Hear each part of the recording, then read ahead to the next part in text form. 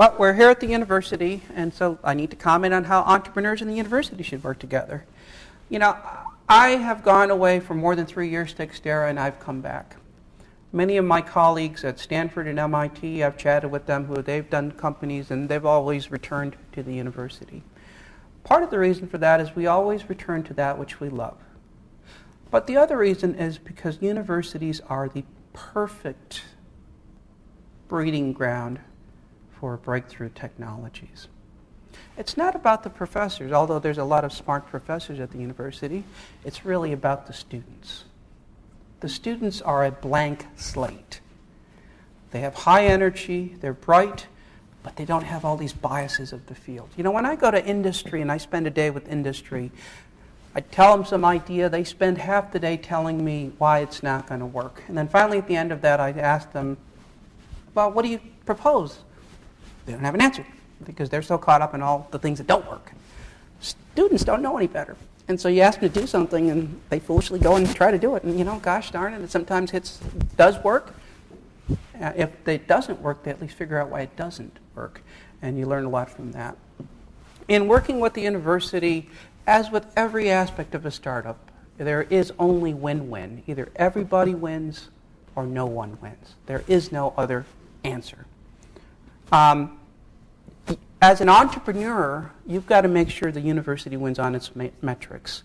That means you need to be working with the university to spin out the technology and commercialize the technology.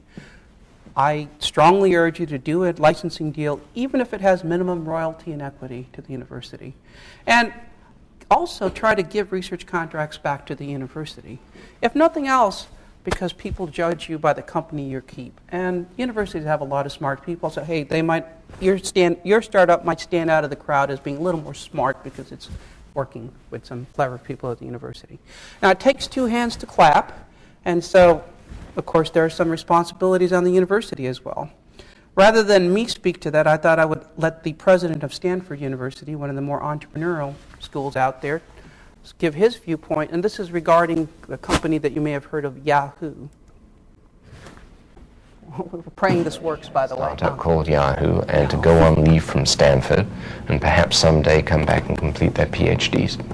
One of the first things we did was to go speak with the lawyers let me back that up. Stanford's Office of Technology Licensing. We were prepared for both cases. We were prepared that Stanford doesn't want a lot of strings attached or need venture-backed startup called Yahoo, and to go on leave from Stanford, and perhaps someday come back and complete their PhDs. One of the first things we did was to go speak with the lawyers at Stanford's Office of Technology Licensing. We were prepared for both cases. We were prepared that Stanford definitely wanted a lot of strings attached or they didn't want any strings attached.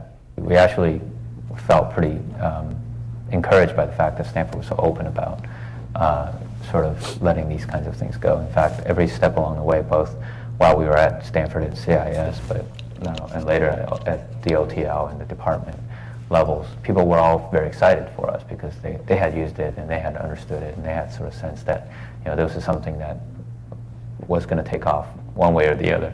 When you start to move to something like Yahoo, which is as much a concept as it is anything material, it becomes very difficult to sort of impose a licensing thing on that. And I think in many cases, people who've attempted to do that have messed up the technology transfer process. And they've destroyed what they were what they really had, the real entity they had. I think we understood that if Dave and Jerry wanted to recreate Yahoo, they could go out and do it in a very short amount of time. And they didn't need the Stanford technology. Now, the idea was developed here, so I think it was better for us to find a way for them to transfer that technology and get out and get running with it, and leave with a good relationship. And then we got a letter from our department saying, good luck.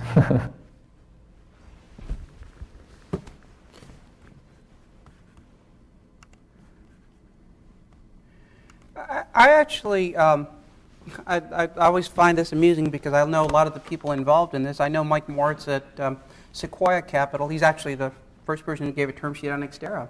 And he was the funder of Yahoo, YouTube, and many other companies along the way.